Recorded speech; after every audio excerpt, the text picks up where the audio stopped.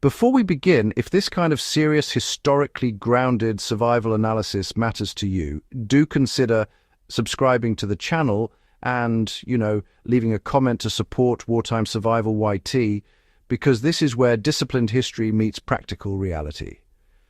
What follows is not entertainment, not fantasy, and certainly not bravado. It's a sober discussion rooted in how civilians, resistance members, and ordinary people have adapted under wartime pressure when formal weapons were unavailable and survival depended on judgment, restraint, and preparation. Urban warfare has always blurred the line between soldier and civilian. From occupied Paris to besieged Sarajevo, cities under war conditions force people to rely on what they already carry.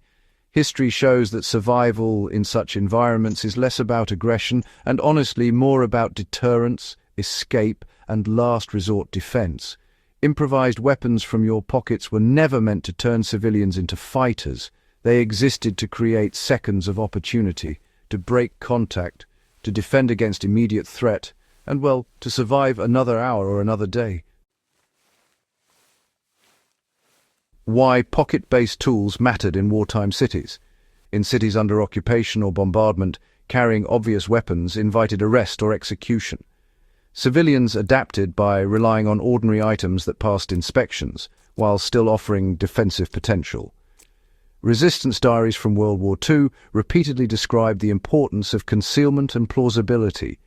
Anything that looked like a weapon was a liability. What really mattered was the ability to act decisively if cornered, then disappear back into the civilian flow. This mindset is essential. These objects were not used to seek confrontation. They were used when avoidance failed. The value of pocket tools lies in discretion, legality, and immediate accessibility, not lethality. A heavy flashlight became, a control tool, not a club. In wartime blackouts, flashlights were common and, absolutely necessary. A solid metal flashlight served dual roles. First, it preserved night vision discipline while navigating those darkened streets. Second, it provided a rigid object capable of disrupting an attacker's balance when used defensively. Historical accounts emphasized targeting limbs or creating space rather than striking the head. The goal was escape, not incapacitation. In practical terms, the flashlight allowed a person to momentarily blind off balance or deter someone long enough to move away into cover or perhaps a crowd. Coins wrapped in cloth were used as a last-ditch deterrent. Coins were ubiquitous even when currencies collapsed. Wrapped tightly inside a handkerchief or sock, they created weight without obvious appearance. Resistance members understood that such an object was crude, risky, and only useful at very close range. Its historical value lies in concealment. It could be discarded instantly and explained away if discovered. In practice, it was used to threaten space, discourage pursuit, or strike objects rather than people to create noise and attention in crowded streets. Keys were carried openly but used deliberately. Keys appear in countless wartime journals because, they were unavoidable. People needed access to homes, shelters, and workplaces. When used defensively, keys were gripped to reinforce the fist, not to slash wildly. History shows that controlled movement mattered more than force.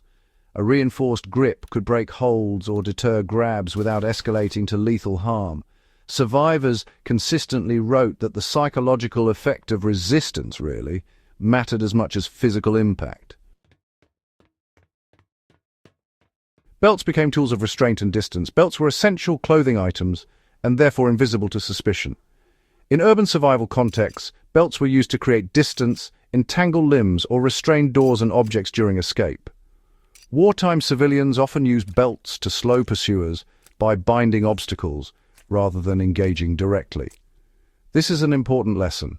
The belt's real value was environmental control, not striking power. Pens served as precision instruments under pressure. Pens appear frequently in survival manuals, written after World War II because they were universal. A pen was not a weapon in the traditional sense, but a rigid tool capable of focused pressure. Historical guidance stressed controlled targeting of hands or forearms to break grips. The pen's advantage was deniability.